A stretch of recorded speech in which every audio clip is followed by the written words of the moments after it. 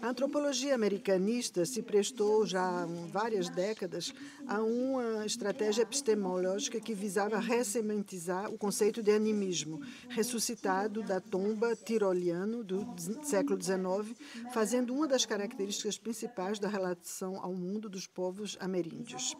Os antropólogos se juntaram todos a tentar descrever a forma como esses povos se prestavam a agentes não humanos, animais, plantas, espíritos, dar a eles uma alma e a faculdade de comunicar através do sonho e através da experiência ritual.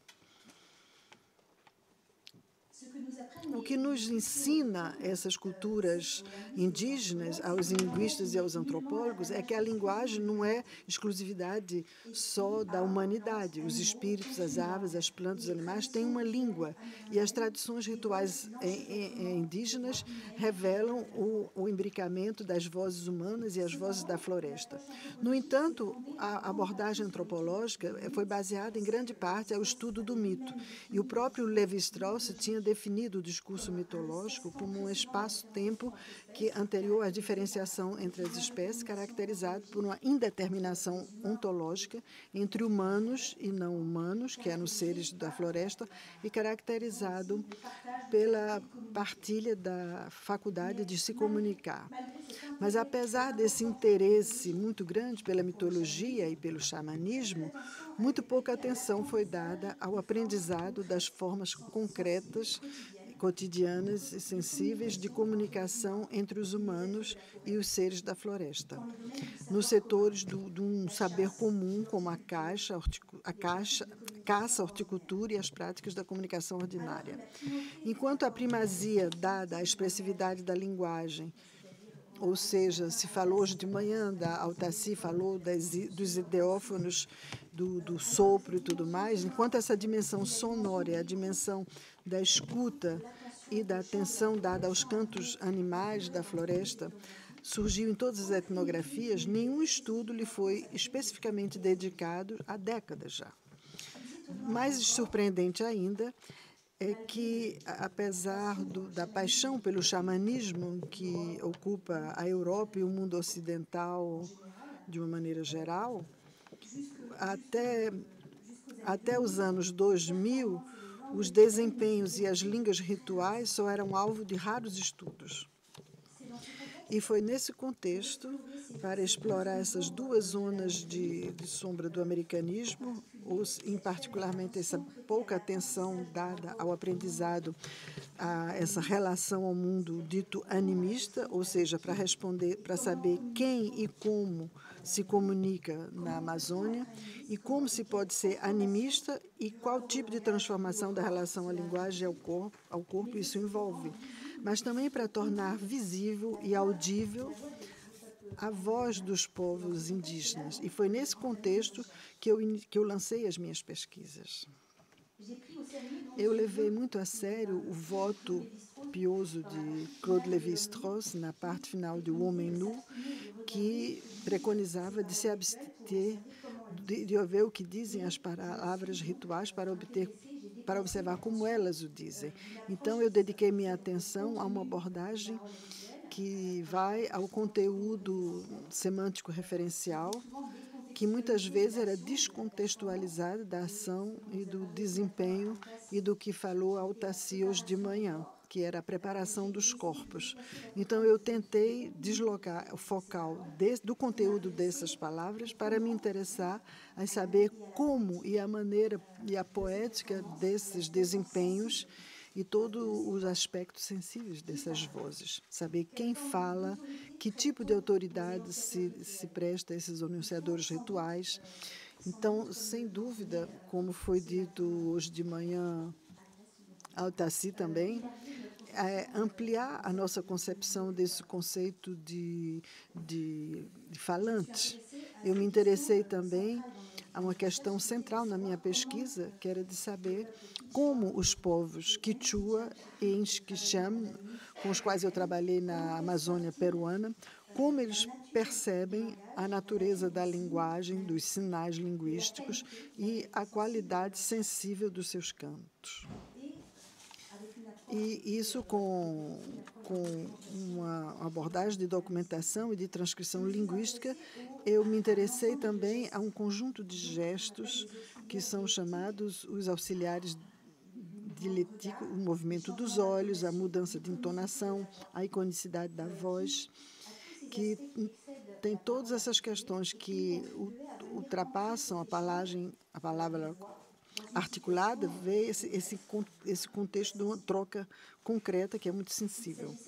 Tratava-se, então, para a antropologia, e para mim, no caso, de deslocar uma abordagem centrada na crença e nas representações dessas crenças para uma abordagem mais centrada na experiência sensorial e imediata que é apresentada e que é comunicada por um ato de demonstração do que o olho pode ver, a orelha surpreender e a mão pegar.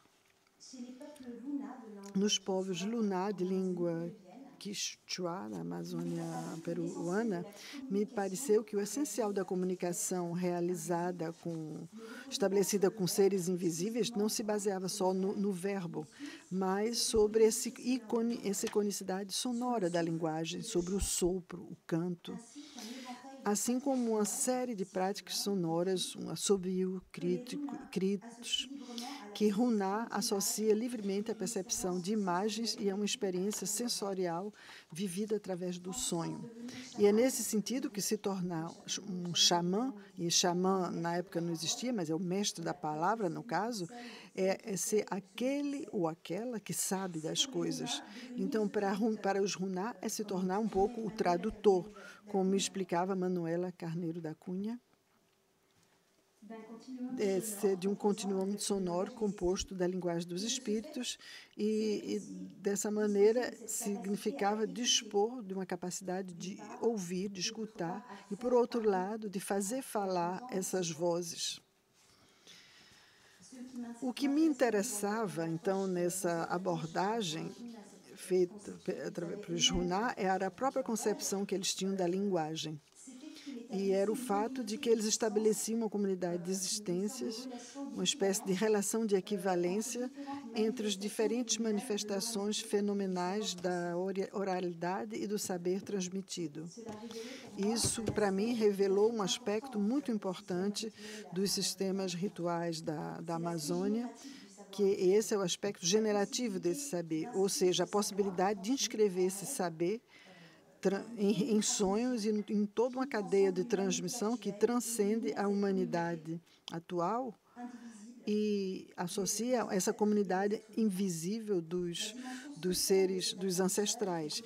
O essencial desse aprendizado está no fundamento da transmissão dos saberes ameríndios.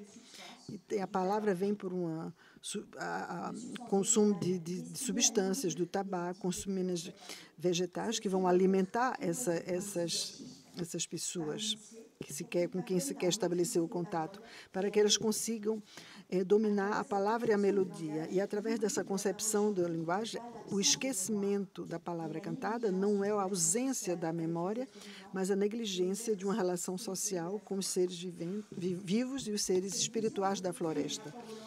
Esta visão da relação à linguagem e à memória, de uma certa forma, revolucionou os estudos etnolinguísticos e antropológicos dedicados à oralidade.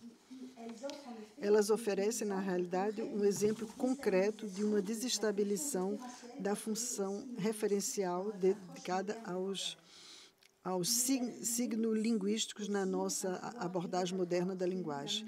É atribuído também um poder evocatório e um poder perceptível de transformação. O valor do enunciado não pode ser descontextualizado desse horizonte de expectativa semiótica, passado e futuro, de onde daí o sinal tira sua matéria sonora e sua força. Então, essa transformação feita pelos sinais pode ser vista por dois aspectos diferentes, ou pela própria natureza do sinal, ou pela força reconhecida no ato da enunciação.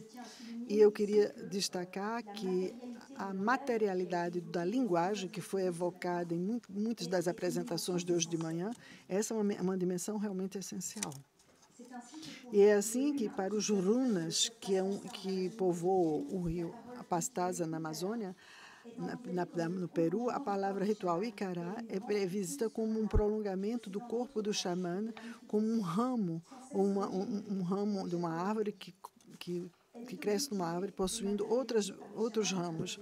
Ela é objetivada e materializada pelos xamãs através dos artefatos rituais, ou pode ser por substâncias xamânicas ou substâncias como tabaco ou vegetais, que possuem o seu duplo nas entralhas dos especialistas ritual, como se fosse um conteúdo, um operador de passagem do sinal de um estado a outro. E eu insisto nessa correlação entre a materialidade e essa transformação do sinal, do signo, né, e da matéria sonora, como no caso de um grito, de um assovio, e passa a ser uma outra forma de articulação.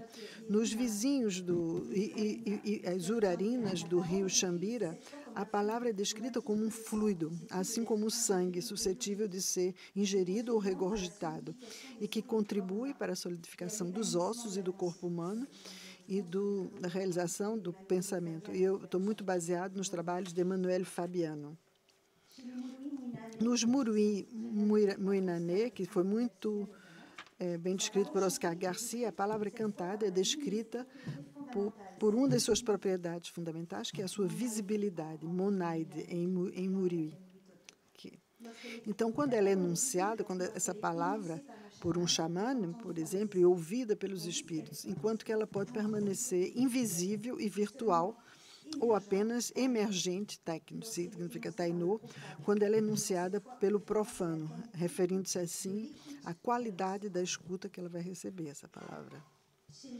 Nos Aents Chichuan, a palavra, tão bem descrita por Anne-Christine Taylor, que está aqui presente, não sei aonde, mas está aqui presente, com relação, ela pode ser muda, ou seja, silenciosamente enviada como uma flecha para um destinatário invisível, mas ela, mesmo assim, ela pode ser ouvida à distância por uma orelha interior. Da mesma forma, o canto de uma rã ou o oco de um spitz, como ela faz, também esses sons, essas vozes animais podem ser vistas na sua forma puramente sonora, ou então como a manifestação de um espírito, ou ainda como equivalente, do ponto de vista da memória dos participantes, de um canto ritual articulado. Então, vai ser a percepção das pessoas que estão escutando essa voz não humana que vai memorizar e ter acesso a uma experiência mais íntima e sensorial daquele som, né?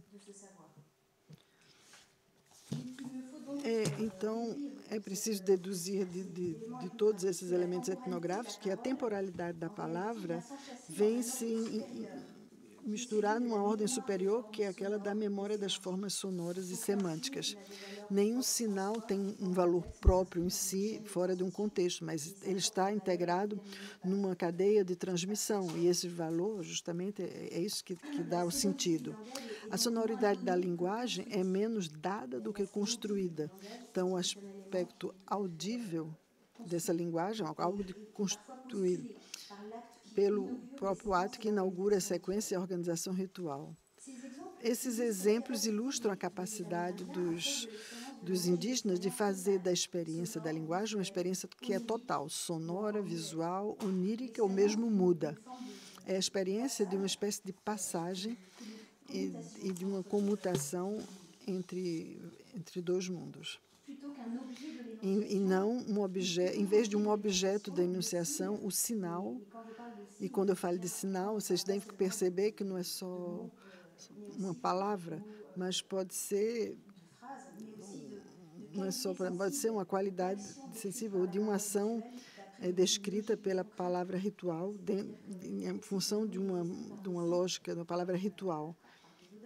Você pode descrever através da iconicidade sonora. Então, em vez de um objeto em si de enunciação, esse sinal, que é descrito por uma série de adjetivos, de epitetos e de formas, o sinal tem acesso a uma autonomia própria, então ela se torna o tema próprio da enunciação. É o canto é de um canto, ou o nome de um nome que vai enunciar o xamã quando ele evoca essas vozes na sua. E a colocar em relação, e isso foi muito bem descobrido pelo linguista Roman Jakobson, que é a função de metalinguagem.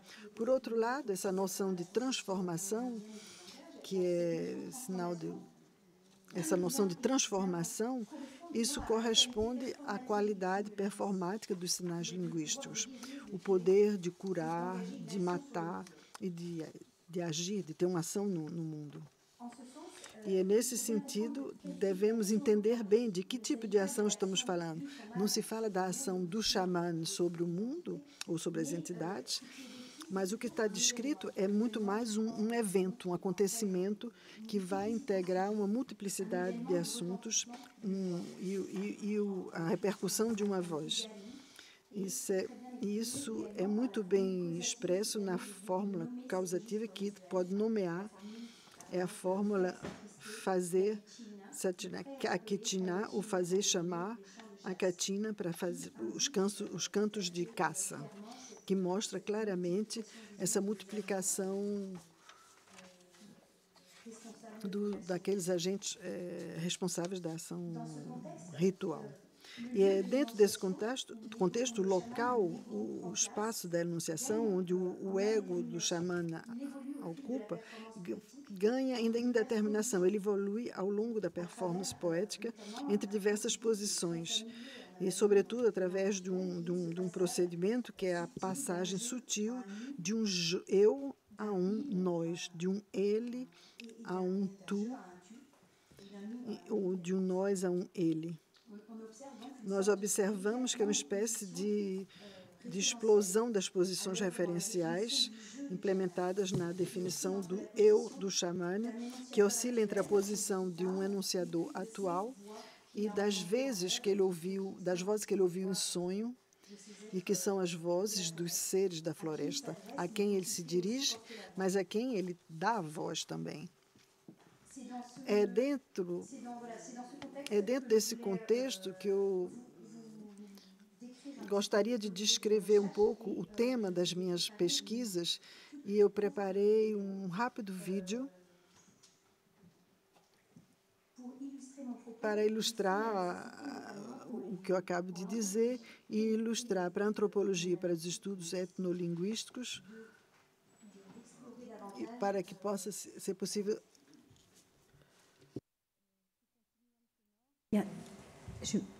Esse conteúdo sonoro e todas as modalidades que foram descritas por Altacios de Manhã.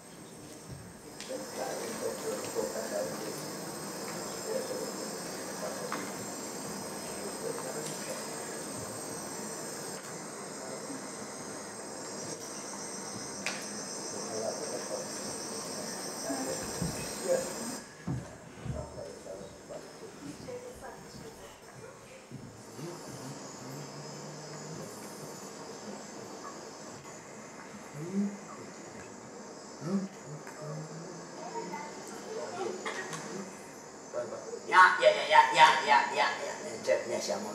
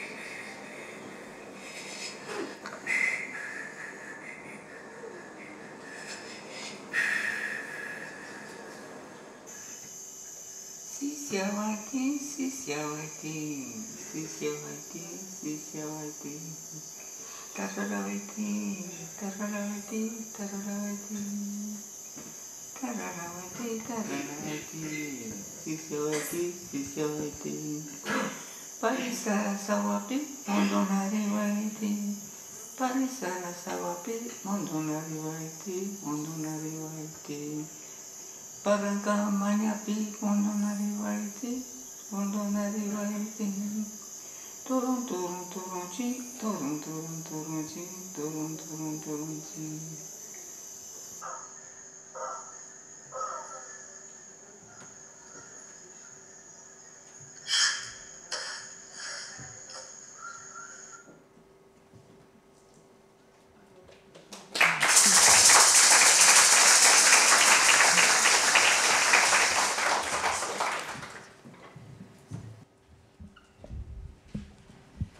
Bonjour à tous e a toutes. Vou fazer minha fala em português. Primeiro porque acho que, começando pelas falas que a gente ouviu hoje, o pensamento está totalmente conectado com um órgão importante do corpo, que é o coração. Então, eu faço essa fala na minha língua materna, não a paterna, que é o espanhol.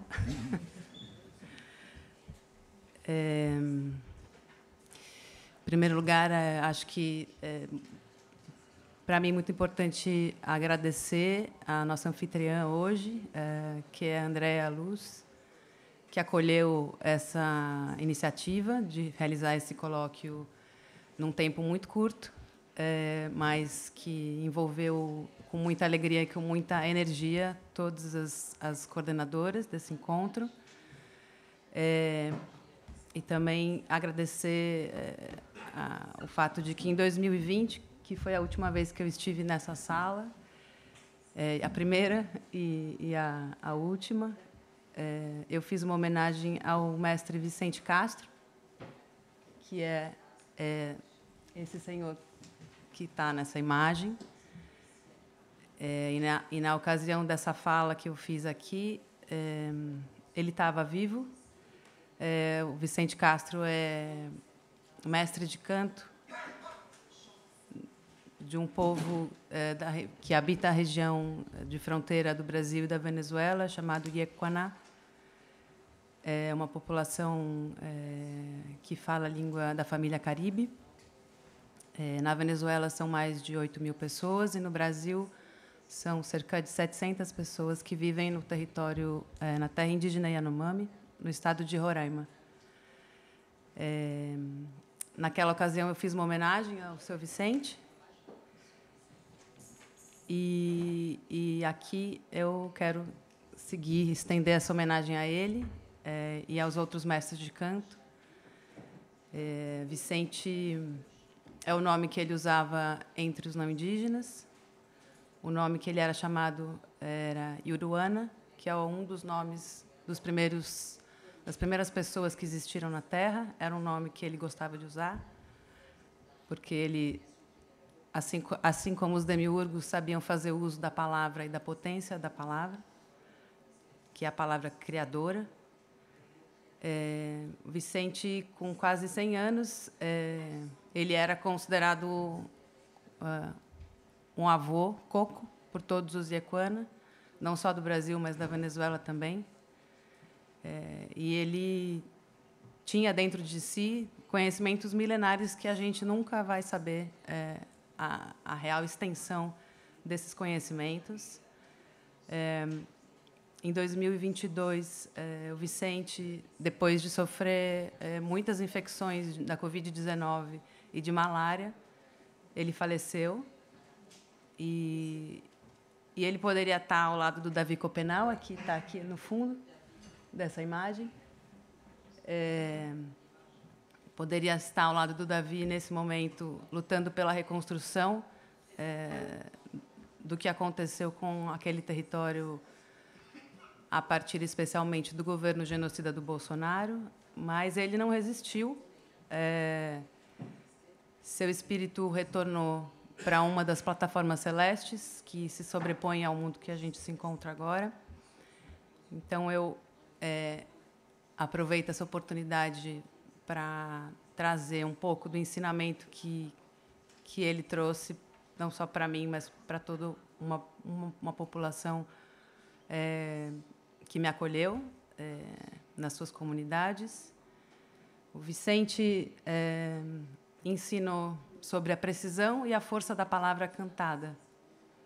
Os cantos entre os Yequana, diferente do que a gente ouviu hoje pela manhã com relação ao Suri Paiter, os cantos Yequana, eles são cantos que não podem ser... Não existem novos cantos. Eles fazem parte de um repertório fixo que é transmitido desde o início dos tempos. Os cantos são de origem celeste. Então, a figura do mestre de cantos é uma figura essencial para que esses cantos possam ser cantados hoje. Então, figuras como Vicente Castro são pessoas que cuidavam e que zelam pela circulação desses cantos, muitas vezes limitando o acesso das pessoas a esses cantos, porque eles entendem o valor desses cantos, porque não são apenas palavras. Como a Andrea já disse há pouco, os cantos são feitos de uma materialidade, e entre os Yequana, assim como entre muitos povos indígenas da América, os cantos são também, essas palavras também são partes do próprio sábio, são extensões da sua própria pessoa. Os Yequana dizem que os cantos são uma outra língua, a língua das pessoas originárias. Essas pessoas que não surgiram aqui na Terra, mas que vieram de outras plataformas celestes. Por isso mesmo, o léxico desses cantos é diferente da língua que eles falam no cotidiano. E também, por isso, dizem que é muito difícil aprender esses cantos, porque é uma língua que os jovens têm muita dificuldade de aprender. E, para isso, você precisa ter muita disciplina, paciência e concentração para aprender esse vocabulário. E além disso, como acho que a gente falou hoje pela manhã, e também Andrea falou, e certamente Daera vai falar, dessa natureza dos cantos rituais, que é a capacidade agentiva, né, a capacidade de agir sobre diferentes mundos, e que produzem efeitos nas pessoas, nos alimentos, nas casas, enfim, nos espaços habitados. Então, os cantos são essa matéria feita de presenças e pessoas que existem aqui nessa terra, mas também de presenças e pessoas de outros mundos que coexistem a esse. E com essas palavras potentes, os mestres e mestras de canto, eles instauram as condições de existência, boas condições de existência, fazendo pontes, conexões entre mundos diversos, entre pessoas, entre seres que estão nesses diferentes mundos. E como a gente viu na fala da Altaci, na fala da Andrea também, os diferentes ações que esses cantos fazem para restituir vida a um corpo, ou purificar um alimento, benzer uma criança, um recém-nascido, proteger uma casa recém-construída, entre muitas outras coisas que no cotidiano dos Yequana e de muitos povos indígenas, a natureza dos cantos é essa natureza de produzir transformação e produzir o bem viver. Eu trouxe um fragmento de um canto que eu não vou reproduzir, porque eu não tenho autorização para colocar o som, mas é sobre um canto que eu estudei junto com os Yequana e com tradutores Yequana com quem eu trabalhei, que é um canto específico para iniciar o processo de aprendizado de um jovem que quer se tornar um cantador. Existe esse canto que é justamente a primeira etapa para limpar o corpo do aprendiz, para que ele possa ouvir bem E esse processo de escuta, né, de adquirir uma capacidade de escuta adequada ao aprendizado dos cantos, implica num processo de incorporação de cristais da inteligência de pássaros específicos, que são pássaros que são os mestres de canto, sobre os quais a gente também já falou aqui muitas vezes, de como a necessidade de transformar o corpo, tornar ele apto a reproduzir palavras verdadeiras. Então, esse é um fragmento da primeira parte desse canto, que é o processo de você modificar o corpo do aprendiz, de modo em que ele possa conter dentro dele essa inteligência, que é o cristal, que é o Irique, na língua dos Yequana, que diz respeito não só a um cristal, mas a uma materialização da inteligência, da verdadeira inteligência, que é uma inteligência que está dispersa em diferentes mundos e em diferentes seres. Na maior parte dos casos, não são humanos. Então, essa é a primeira etapa para você não só aprender a se tornar um cantador, mas para você aprender outras línguas de outros povos. Então, você se submete a um processo de transformação corporal e vai tornando esse corpo aberto, aderente a diferentes presenças, e assim você vai assimilando habilidades e vai sendo contagiado por essas outras formas de repetir ou de saber ouvir bem. Para finalizar minha fala, eu queria uma pequena anedota, mas que traz a importância desse encontro hoje e também a importância das políticas públicas voltadas a ampliar a participação indígena nas universidades, mas em todos os campos. No fim de fevereiro, eu estive na defesa de doutorado de uma colega e uma das pessoas que faziam parte da banca foi o professor Eliel Benites, que é diretor do Departamento de Línguas e Memórias do Ministério dos Povos Indígenas no Brasil. E o Eliel trouxe palavras muito bonitas e importantes que têm a ver com o que eu estou dizendo aqui. E então eu gostaria de compartilhar as palavras do Eliel. A gente gostaria muito que ele estivesse aqui, mas ele não pôde estar. Então, de alguma forma, faço uma homenagem a ele também. O Eliel, que do povo Kaiowá, e falava, naquela ocasião, sobre os cantos dos povos Guarani e Kaiowá do Mato Grosso do Sul, que são povos que foram expulsos dos seus territórios tradicionais e que ainda hoje sofrem assassinatos das suas lideranças e rezadores e incêndios criminosos nas suas casas de reza. E o Eliel compartilhou, nessa ocasião, da defesa da Tatiane Klein, uma amiga nossa, antropóloga, dizendo o seguinte: os cantadores são as sementes do tecorá, do território. As pessoas se movem com o cantador, com os cantos que ele tem. A perfeição é cantar mais do que falar. Isso, acho que é um ponto que foi falado em outros momentos, mas é isso. Quando se canta, é a fala mais verdadeira, né? A perfeição é uma semente que se espalha. É a capacidade de multiplicar o bem em outro lugar. É importante cantar o território, dizer como ele deve ser e como se deve viver nele. Os cantos são ensinamentos do viver bem. Para retomar a sanidade de um território, é preciso cantar em primeiro lugar. A cura da terra se faz assim. O canto vai limpando, o cantador vai recuperando aquilo que é positivo, o que propicia a vida. Dessa forma começa o bem viver, o Tecoporã. O canto afeta os caminhos dos humanos na terra. O Eliel terminou a arguição dele dizendo algo que a Dayara falou na abertura da exposição. E eu acho que, parafraseando a Dayara na quarta-feira, acho que essa casa aqui é uma casa de transformação. E eu acho que, nesse momento, né, que o mundo ainda testemunha guerras de extermínio, a gente precisa exercitar uma escuta atenta às diferentes línguas, cantos e cosmovisões e uma postura verdadeiramente aberta aos efeitos do outro na construção do bem viver para todos os povos, e para isso a gente precisa passar por transformações.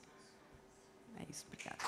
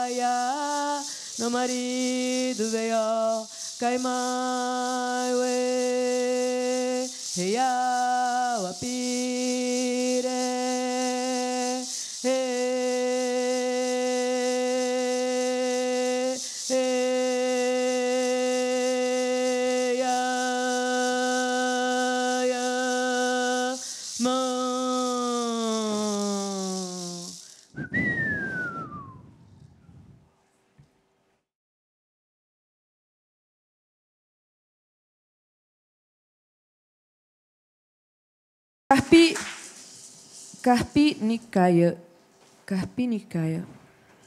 Yurko Nikaya.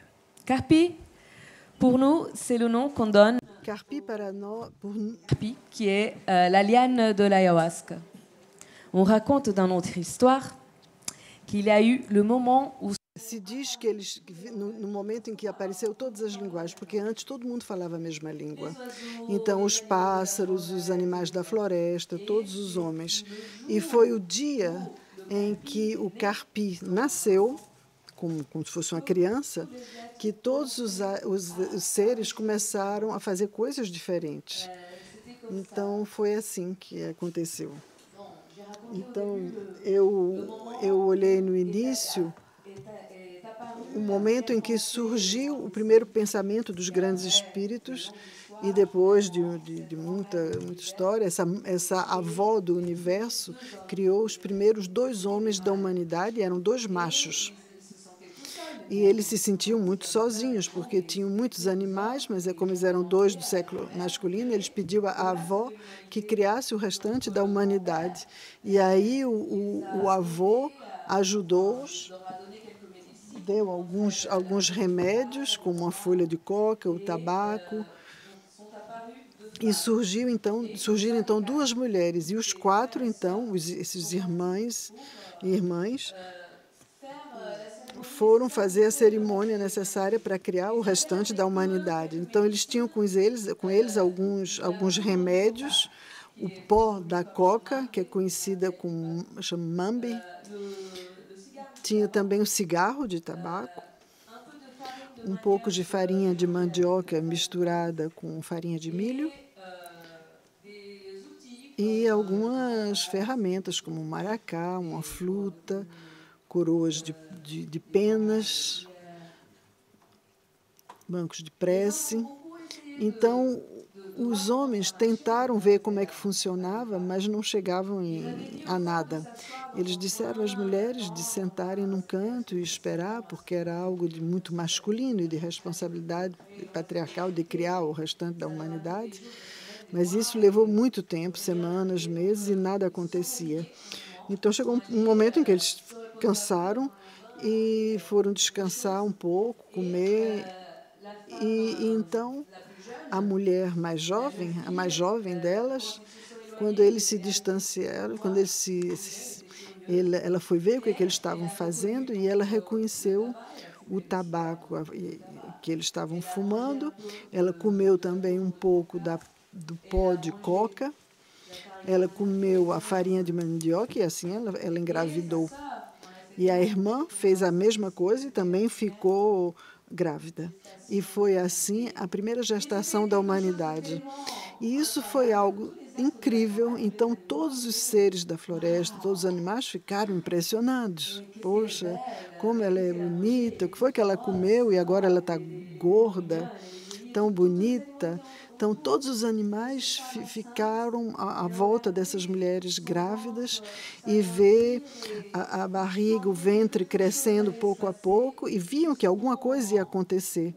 Até o momento em que elas começaram a gritar muito, porque o corpo feminino ainda não tinha vagina. Eles estavam prontos a explodir.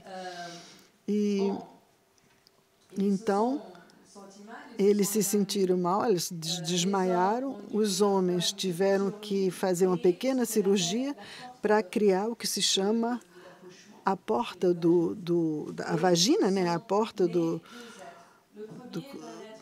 e surgiram daí 2 seres. Um que é o primeiro ser sagrado, que não se pode nem pronunciar o nome, que era um ser de luz, que era tão forte, ele não era humano, não era nada. Então, eles levaram para ser criado pelos trovões, porque era um ser cheio de luz, era pura eletricidade. E quando eles voltaram, a segunda mulher, que estava acordada e já tendo parto,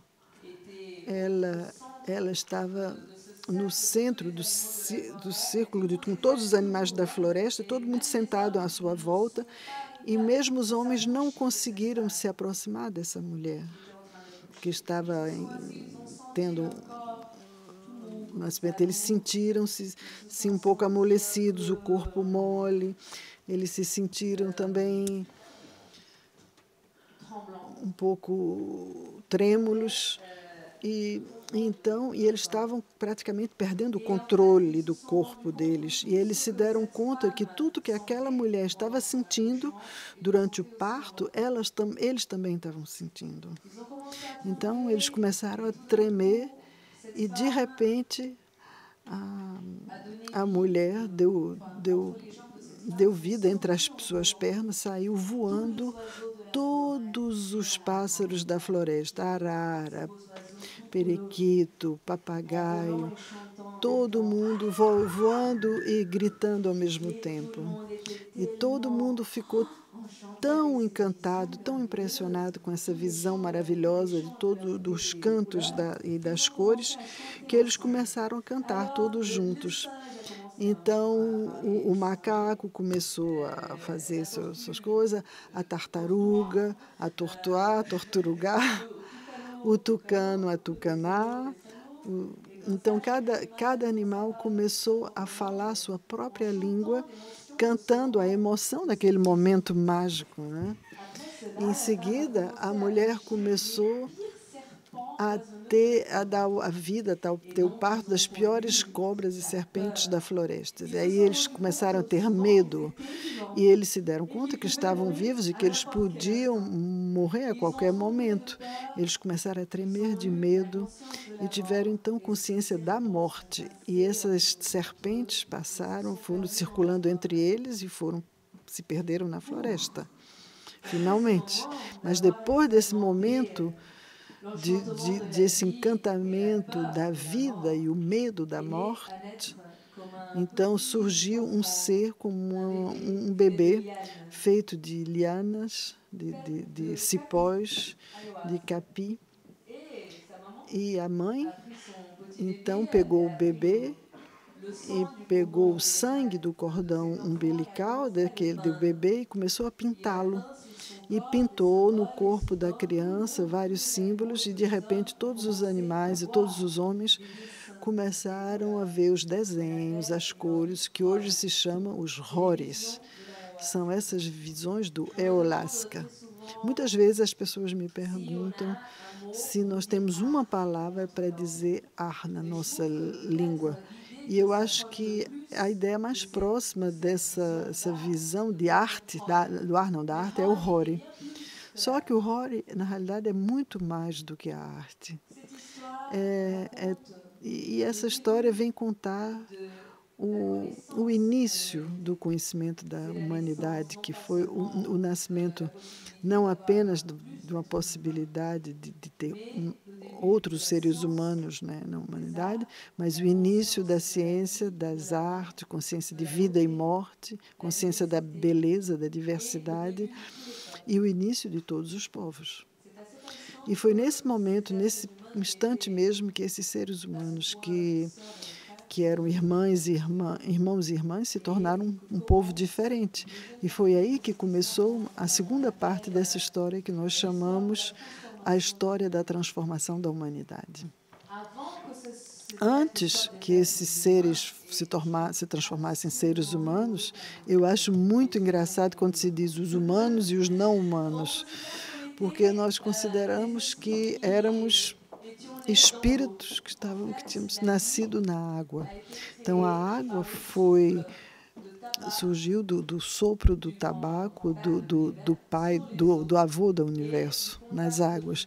E também do contato do tabaco na superfície da água surgiu a primeira célula de vida que cresceu e se transformou, assim, no grande serpente, a grande serpente, a anaconda, e a partir daí todos os outros peixes. Então, esses povos são chamados Uai-Maçã, então o povo da água. E esses peixes, tinha um peixinho que gostava tanto de comer as frutas, que são deliciosas, e eles comiam essas frutas que caíam na água e, de repente, ele teve a ideia de sair da água para saber de onde vinha essas delícias que ele comia. E os irmãos e irmãs, que eram os outros peixes, disseram: mas o que é que você comeu? E é proibido, nunca na história dos peixes um peixe saiu da água. Nós nascemos para viver na água, a gente nem sabe o que existe fora da água.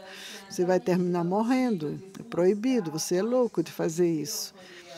E assim os peixes se dividiram entre os que eram curiosos e revolucionários e desobedientes, e os outros que eram reacionários e que achavam que o mundo da água tinha que ser aquilo e aquilo mesmo. Então, antes mesmo de terem se tornado homens, porque esse peixinho, quando saiu da água, ele se transformou em macaco. Ele começou a subir nas árvores e foi comer as frutas, e depois outros saíram também. Um se transformou em tartaruga e outros animais. Então, esses são seres, são pessoas que se tornaram pessoas. Se fala urcomação para os seres da floresta. Então, quando eu evoco esse canto, eu estou, de uma certa forma, saudando o ayahuasca, que é a sabedoria, o saber, mas também os seres da terra. Yorko-maçã é um cumprimento, uma saudação a essa terra. Porque temos que... Em português se diz demander la permission. Demander l'autorisation. Então, vocês veem a diferença, que não é exatamente uma autorização, nem é o perdão. É de fazer uma reverência à terra.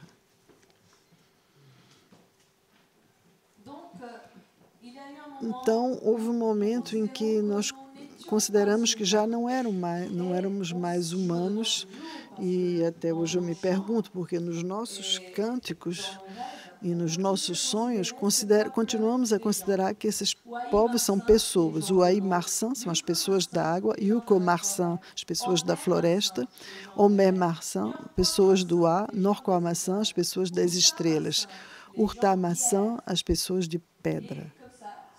E assim sucessivamente para outros tipos de pessoas.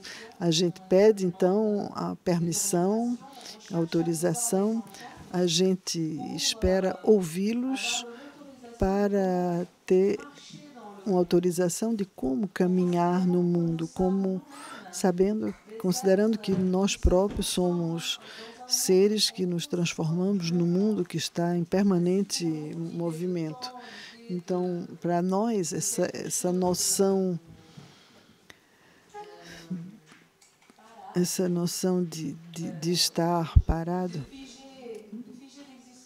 de estar parado no tempo, não existe. Tudo está em movimento permanentemente. Pamuri significa, para mim, é o conceito mais importante da língua do povo tucano.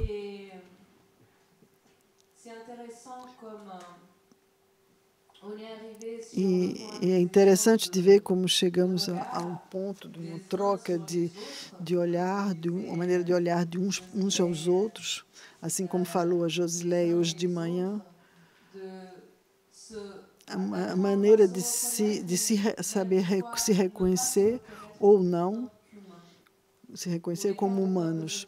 No caso dos povos indígenas, nós temos realmente uma longa história para chegar até esse ponto de sermos reconhecidos até como cidadãos. No Brasil, só em 1969 fomos reconhecidos como cidadãos. Até então, éramos reconhecidos como pessoas incapáveis e sob a tutela do Estado, que não tinha direito, por exemplo, de tirar um passaporte para vir para a Europa ou outro tipo de documento. Os nossos direitos cívicos foram reconhecidos mais plenamente em 1988, através da nova Constituição, mas a geração a qual a Josileia e a nossa geração e eu próprio fazemos parte, e outros indígenas aqui presentes, nós somos a primeira geração a poder entrar na universidade, frequentar uma universidade, de modo a poder compartilhar a ciência, porque não se trata apenas do saber, a ciência é mais ampla, a ciência, a filosofia, as percepções que são oriundas do nosso povo, da nossa família, e essa experiência de vida da nossa civilização. Então, é por isso que, mais uma vez, eu agradeço essa ocasião, essa grande oportunidade de estar no Collège de France, num espaço muito digno para ouvir essas vozes.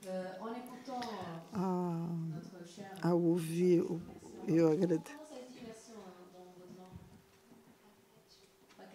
Pacarete, obrigado.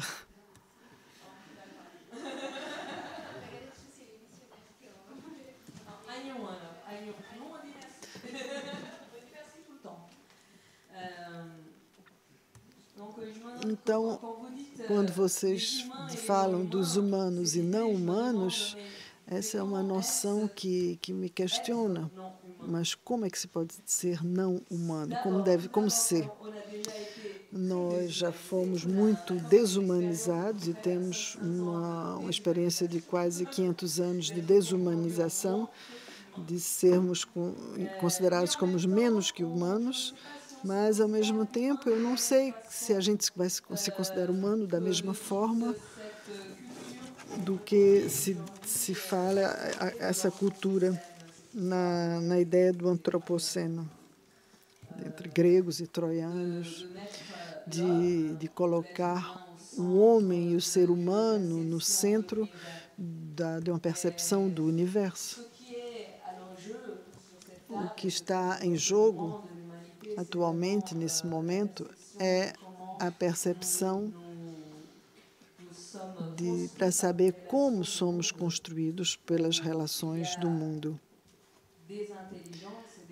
Existem inteligências e memórias que podem ser mais amplas do que aquelas percebidas pela humanidade, a própria humanidade.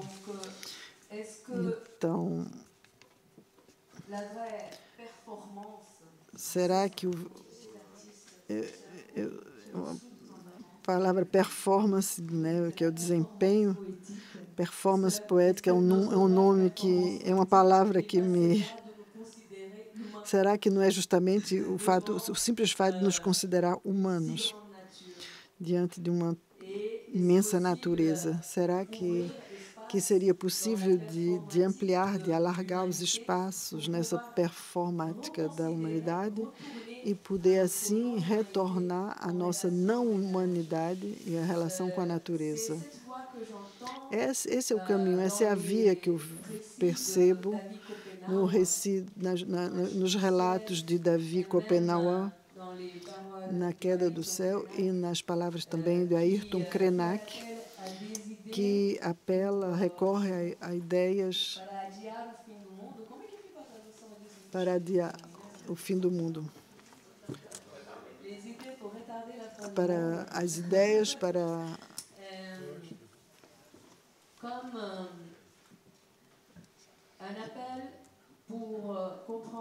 como um apelo para entender que o estado da humanidade é só um estado passageiro, absolutamente passageiro. O estado da nossa percepção do tempo e de civilização, de povos e de história dos territórios.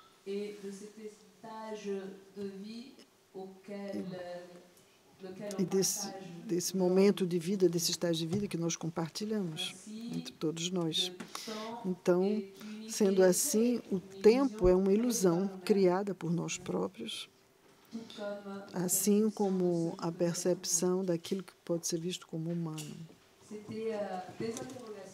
Tudo isso são interrogações que nos colocamos em torno dessa mesa redonda e que eu queria compartilhar com vocês. Então, eu agradeço por essa oportunidade de me manifestar aqui. Muito obrigada.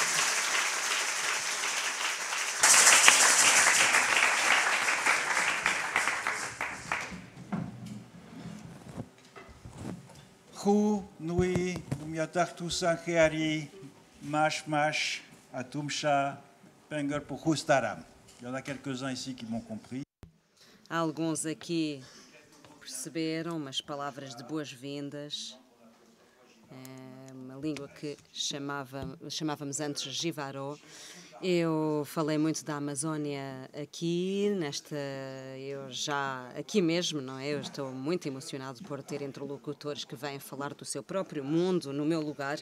Eu serei muito breve e eu vejo isso antes como um esboço de um diálogo com eles, em vez de ser uma conferência magistral, não é? Eu fiz muitos aqui e agora vou dar a palavra a outros. E há quase exatamente 6 anos, com a Andrea Luz, a Gutierrez Chocavilca e outros que estão aqui na sala, nós estávamos num colóquio organizado por falantes de Yad Chechen, na Amazónia Equatoriana, que tinham convidado sábios, portanto, europeus a falar com indígenas, e falámos dias realmente extremamente interessantes para falar de algo e do facto de aprendermos a conhecer outra civilização em função de estarmos dentro dessa civilização e de abordarmos realmente virmos de lugares mais longínquos. Eu fiz uma apresentação para falar sobre a minha concepção da antropologia. Eu comecei em Achuá, como eu comecei agora, e depois continuei em espanhol. E depois dessa apresentação, um Shuar que estava aqui disse: muito bom você estar aqui, mas você sonhou bem esta noite. E eu fiquei destabilizada, devo dizer, eu fiquei destabilizada porque não só não pela questão em si, mas pelo seu conteúdo e também, sobretudo, pela maneira como se ligava ao que eu fazia. O conteúdo era evidente para mim, depois de ter passado muitos anos com os Achuar, ter lido sobre os povos indígenas da Amazónia. Eu sei a que ponto o sonho, a visão, nomeadamente, que é autorizada por aqui outros psicotrópicos, que é pela capacidade dos indivíduos a manter laços para o além da humanidade, com espíritos, não é? Que em si que têm ou uma forma de espírito sui generis ou espíritos animais, vegetais, com os quais podemos entrar em comunicação nos sonhos, assim de forma que o mundo dos Achuares e o mundo amazónico em geral, acabamos de ouvir nas 3 apresentações anteriores, é um mundo constituído por muito mais do que humanos. Então a palavra circula dentro deste mundo muito mais vasto, circula de várias maneiras. André Luz mostrou bem, circula ao mesmo tempo na língua dominante local, circula também em línguas vizinhas, não é? Eu fiquei muito comovido ouvindo o seu xamã, porque os xamãs Achuares utilizam muito o Quechua, porque em função da ideia dos poderes xamânicos que vêm de longe serem mais poderosos do que os que são locais, Taerararará. Esse é um grande clássico dos cantos xamânicos Achuar, que vem do Quechua. E não havia nada de surpreendedor e surpreendente em evocar a ideia de que o sonho seja um meio de acesso ao conhecimento e à transmissão dos saberes por todos os seres que nos rodeiam e com os quais nem sempre podemos falar no dia a dia, para trocar ideias na própria língua, porque já estamos fechados, temos o solipsismo dos corpos que faz com que estejamos fechados em barreiras físicas que fazem com que a comunicação seja difícil e que podemos transcender em algumas circunstâncias, nomeadamente nos sonhos, nos cantos mágicos que evocávamos há pouco, os Anant, que são discursos da alma que se dirigem à alma dos receptores, quer sejam humanos ou não humanos, e que têm algo que é extraordinário. Eles restringem o comportamento a quem enviamos as mensagens sem que essas mensagens sejam ouvidas, porque elas são cantadas mentalmente, ou seja, é a intenção que conta mais do que a própria semântica da mensagem. Então, essas coisas eram para mim, eu conhecia isso, mas preparando a apresentação que eu fiz, não tínhamos tido a influência dos sonhos e aconteceu-me sonhar e partilharmos com os Achuares e partilharmos os sonhos, como fazíamos sempre, a interpretação dos sonhos para saber que presságio podiam ter e o que nos podem ensinar sobre o estado das relações com o mundo que nos rodeia, com os espíritos dos animais, as plantas, etc. e já me aconteceu fazer sonhos que eu achava estranho, mas os Achuares pensavam que eram sonhos de interação com animais, plantas ou espíritos, e não participavam da minha abordagem científica, e por isso é que eu chamou a minha atenção, e foi algo que me levou a refletir sobre os limites do saber científico, que são limites que podemos definir. Eu me esforcei nos últimos anos, ao longo dos anos, por questionar os grandes conceitos por meio dos quais os europeus, os antropólogos, descrevem as situações com que se deparam nas partes do mundo em que os conceitos que eles importam não têm lugar. Então tem essa oposição com a qual eu tratei muitas vezes, e eu fiz muitas vezes a análise, que é a oposição entre a cultura e a natureza, que não faz sentido no mundo amazónico como em muitas outras regiões do mundo, fora do mundo moderno, e conceitos como o conceito da sociedade, em que acabamos de ouvir a experiência dos povos indígenas da Amazónia, mostram que a noção de sociedade, tal como a vemos na Europa, ou seja, a associação de humanos que têm convenções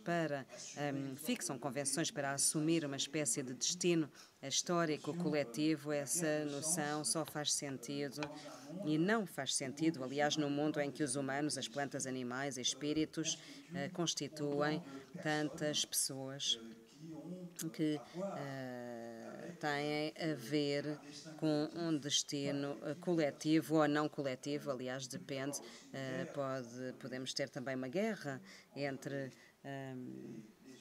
os humanos e os animais, por exemplo, como é o caso em algumas regiões do Nordeste Amazónico. Então, por outras palavras, esses conceitos que nós utilizamos, o conceito de economia, o conceito de arte, da Ayara evocou há pouco, são conceitos que são incapazes de abordar toda a diversidade das situações que os antropólogos com os quais eles se deparam quando, noutras regiões do mundo, eles tentam dar sentido ou entender já para si próprios a textura dos mundos que eles veem, que eles encontram. Então, esse trabalho de autocrítica é fundamental. Eu penso que a antropologia deve continuar e passa também por uma reforma do vocabulário que nós utilizamos.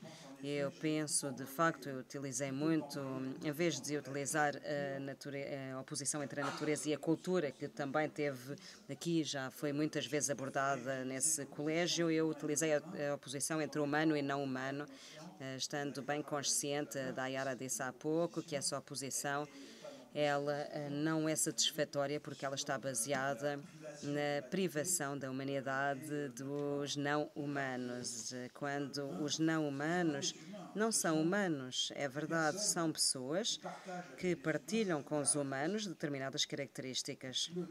O termo que os Achuares utilizam, que é Aens pode ser traduzido por pessoas, são todos os seres que têm uma subjetividade, porque eles têm uma alma, uma capacidade de comunicar, uma capacidade de sonhar, precisamente, e entre eles existem Aens que têm uma aparência humana e Aens que têm uma aparência de vegetais, de animais, pássaros, peixes, e quando eles se apresentam aos humanos, nomeadamente nos sonhos, adotam uma aparência humana para serem reconhecíveis e para poderem encetar com os humanos um diálogo numa língua comum. Por outras palavras, esses sistemas de conceitos que utilizamos estão ainda em plena mutação, e eu penso que é indispensável que nós, antropólogos, possamos continuar a discutir, como tínhamos começado a fazer neste encontro, Yapangam, com os Atshuares, para podermos continuar fazendo isso de maneira regular, como fazemos aqui, para transformar as ferramentas analíticas e quadros conceptuais por meio dos quais nos aproximamos de mundos que foram construídos segundo formas e com filtros que são muito diferentes dos que o que a Europa inventou ao longo dos anos, e deixa o problema do sonho, claro. Efetivamente, é esta transformação necessária até onde ela pode ir, ou seja, até que ponto a narrativa mítica que ouvimos há pouco, que a Dayara nos apresentou e que é característica das narrativas míticas da maioria das populações indígenas da Amazónia, que têm histórias de especiação, são histórias naturais, como dentro de um mundo em que as plantas, animais, humanos partilhavam as artes da cultura, para utilizar o nosso vocabulário. Agora, diferenças de forma ocorreram que separaram as plantas, animais e humanos para que vivam em mundos relativamente diferentes, porque as capacidades físicas de um tucano e outras capacidades de um peixe-gato não são as mesmas do que de um Dessanão, um Atshuara. Então, essa maneira de ver a mitologia como um dispositivo de história natural é muito interessante, porque ela é utilizável para entender outras civilizações, ou seja, se a maneira, e aliás é o que a antropologia tentou fazer, e aqui eu estou aqui a fazer uma defesa ao longo de um século e meio, não é? Que é tentar entender para cada etnografa a complexidade vivida de uma civilização à qual podemos ter acesso, obviamente pela interação cotidiana com os membros e o aprendizado da língua, mas também pontos comuns ou pontos de divergência entre civilizações que são extremamente diferentes. Ou seja, o mito original do Kaapi tem sentido ou não para os indígenas australianos ou para os Tchuches da Sibéria? Será que faz sentido para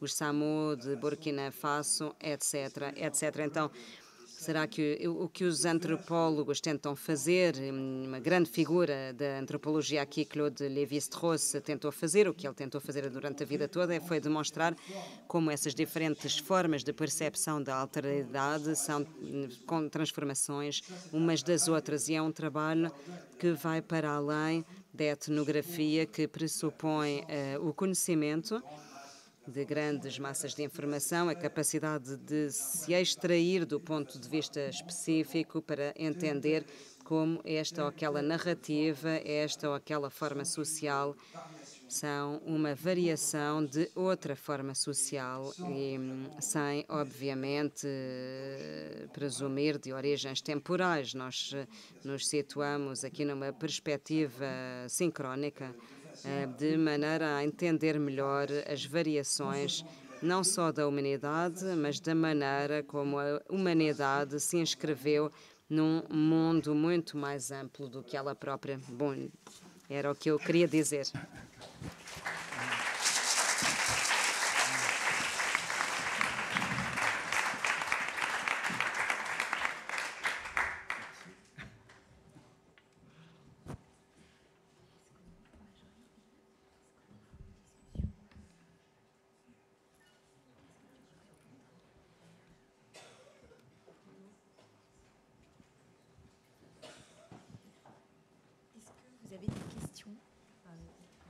Est-ce que vous avez des questions?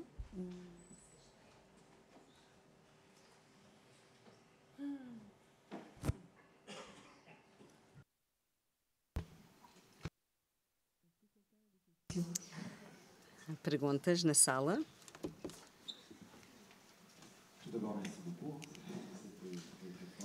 Em primeiro lugar, muito obrigado. Foi muito forte, não é? A minha pergunta é como fazer com que a humanidade se abra a tudo o que você está descrevendo?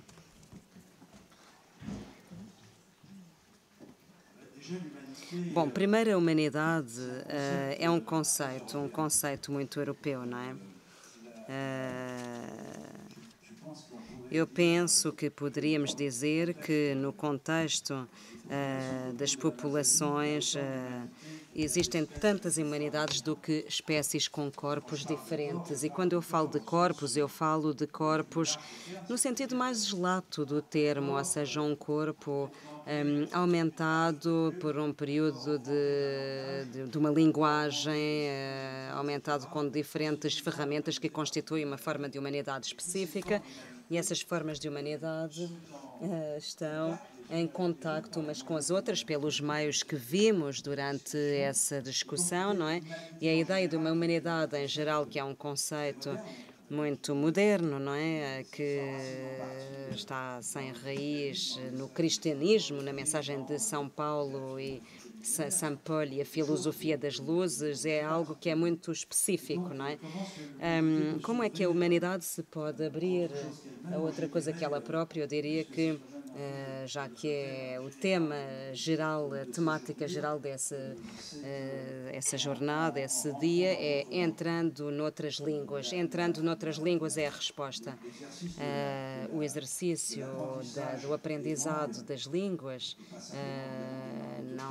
não só simplesmente línguas indígenas, mas aprender a estar perfeitamente à vontade noutros universos sintáxicos, culturais, semânticos, do que o nosso próprio, já é um exercício absolutamente fundamental para todos. E eu tenho pena que esse movimento, que é muito característico entre as populações indígenas da Amazónia, eu relembro que, por exemplo, no nordeste da Amazónia, eu falo sobre o controle da Ayara, o multilinguismo é absolutamente característico.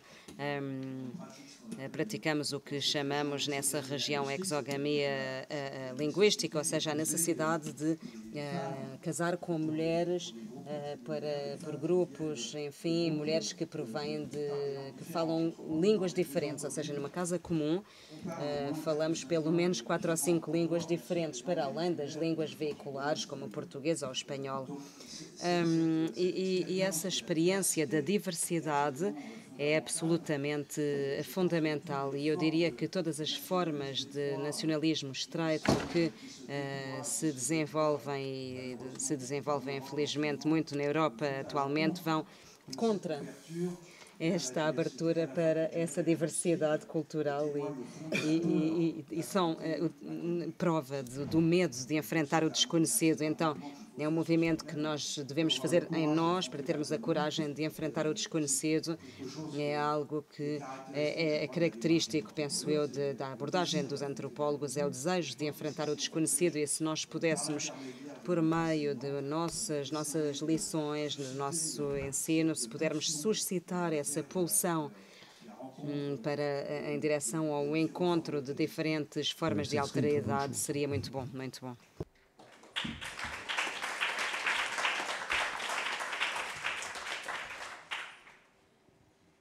Merci beaucoup. En fait, j'ai une petite question. Muito obrigada. Eu tenho uma pequena pergunta com relação à importância e o poder das línguas nos povos indígenas.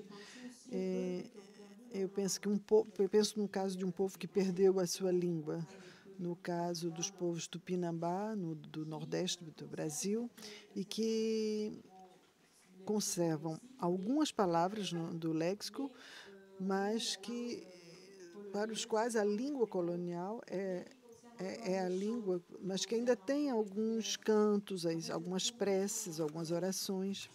Então, eu queria saber como se pode valorizar essa memória que permanece, apesar da língua que desapareceu. Não sei se eu consegui me explicar bem, mas era essa a minha pergunta.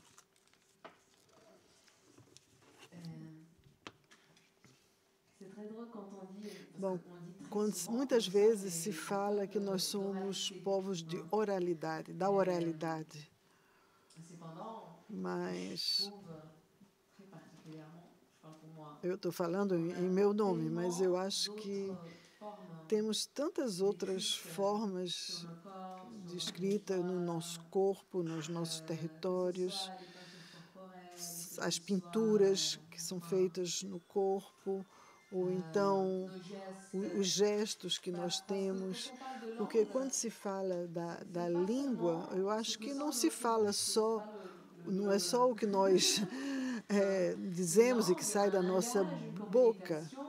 A língua e a linguagem, a comunicação vai muito além disso, é muito mais complexo do que simplesmente o que ouvimos a outra pessoa falar. Então,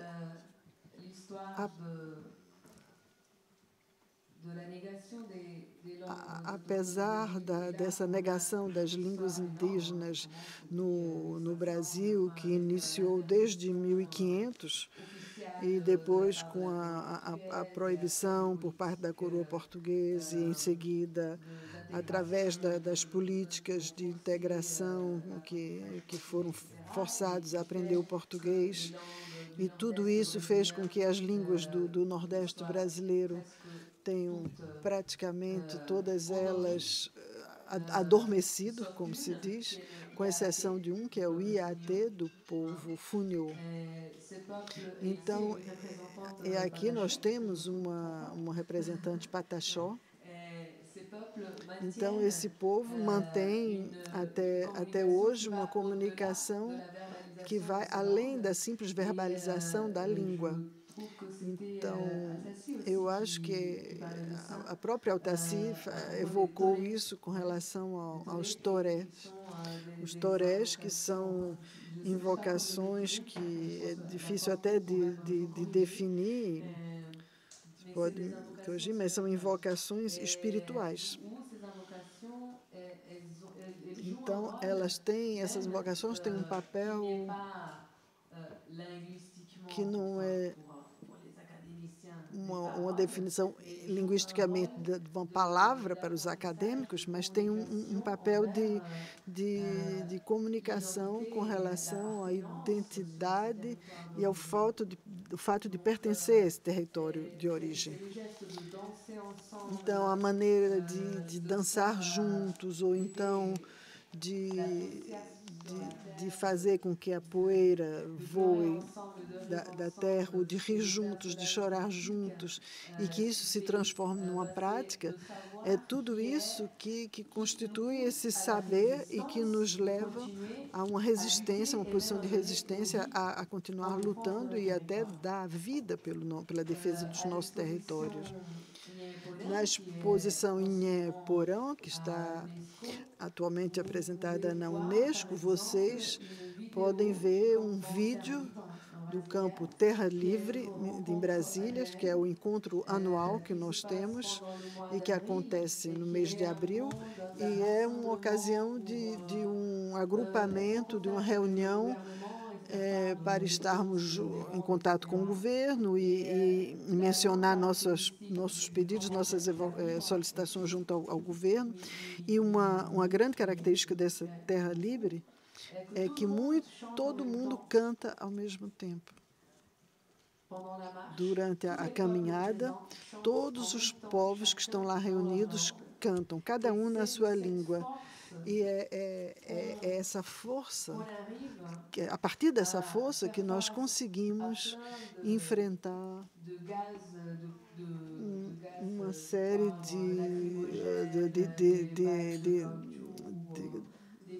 de medidas dos policiais, como gás lacrimogêneos, balas de borracha, isso e aquilo, porque várias vezes nós fomos combatidos, mas o que nos dá força para resistir diante dessa repressão é essa atitude, esse exercício de cantarmos todos juntos. Então, eu precisava dizer isso, dizer que a língua é muito mais do que o sentido, eu acho que é mais um sentimento e que nos permite nos elevar como indígenas ou como seres, sejam eles humanos ou não humanos. Eu, como indígena, eu me considero como uma mistura um pouco de tudo, mas quando estamos aqui, não estamos aqui só para as pessoas, estamos também para os outros seres, os rios, as florestas, os territórios. É por tudo isso que nós cantamos essas canções.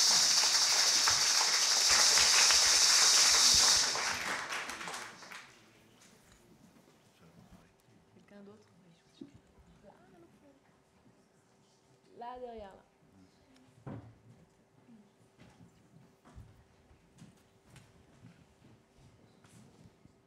Bonjour. Boa tarde. A minha pergunta era saber como poderíamos deixar de lado esse conceito de exotismo quando se fala dos indígenas e das comunidades indígenas. Porque a partir do momento que se fala de exotismo, estamos reforçando essas identidades fechadas. E como podemos nos aproximar mais da realidade?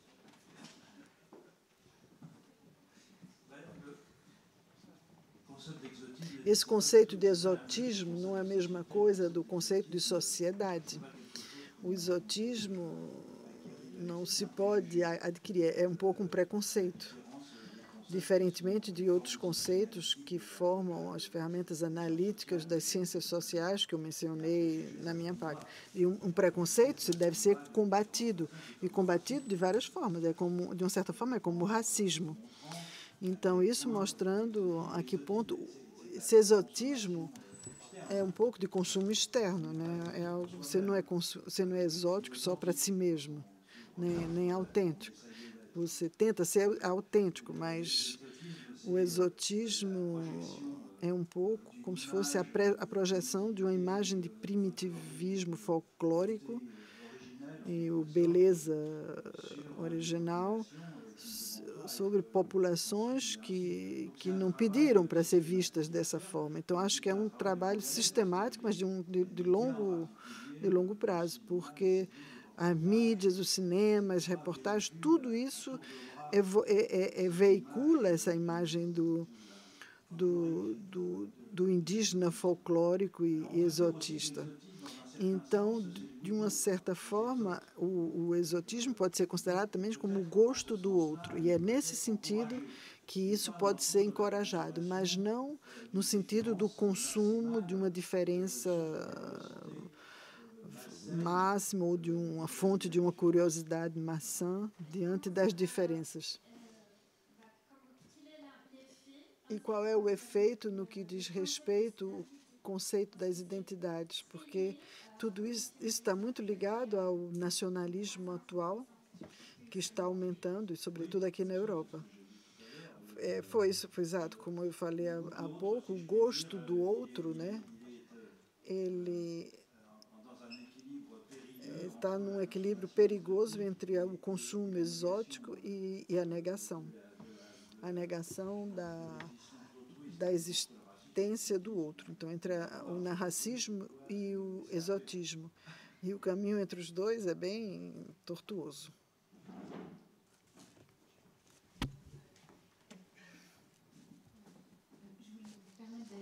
Eu queria acrescentar também que, com relação à pergunta sobre o exotismo, eu queria destacar o que foi dito hoje de manhã sobre Mairu, ou pelo Mairu, que era essa sensação que ele tinha de uma espécie de cansaço, de lassitude, de ver sempre, de ter que se falar de si próprio e falar da sua cultura e dessa concepção meio romântica de que, de uma certa forma, é o único espaço em que os povos indígenas podem ocupar no cenário nacional e internacional para defender os direitos fundamentais. E eu fiquei muito afetada por esse testemunho do Mairu, porque ele nos mostrou algo que se assemelha a esses elos muito frágeis entre o exotismo e a rejeição do outro, esse fato de exotizar e o povo indígena, que é o selvagem simpático, né, o bonzinho, e isso tudo teve um papel muito forte na mentalidade do Ocidente, desse contrato, meio esse contrato social. E, ao mesmo tempo, trata-se de uma concepção universal que todos nós podemos nos considerar cidadãos do mundo, de sermos, ao mesmo tempo, ameríndios e ter que falar ter a possibilidade de falar de direito, de ser advogado, de falar de cinema, falar disso e daquilo, sem ser obrigado sempre a se voltar a falar da sua cultura. E isso me impressionou muito, me sensibilizou muito o que ele disse. E eu espero que um dia se possa ser indígena e não ser obrigado o tempo todo a falar de si mesmo para defender os seus direitos.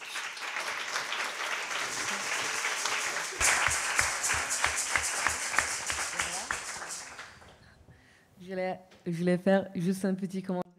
Eu gostaria também de fazer um comentário. Como eu dizia, fazemos praticamente parte da primeira geração que chega nas universidades, e quando eu ainda era criança, a minha mãe fazia o doutorado aqui em Paris, e eu recordo-me sempre de uma amiga que perguntava na cantina: Yara, você sempre comia fruta exótica quando você estava no Brasil? Porque, claro que para a minha amiga eu era o exotismo personificado. E eu como bananas não são frutas exóticas. Temos sempre no Brasil, para mim, exótico é morango, não é?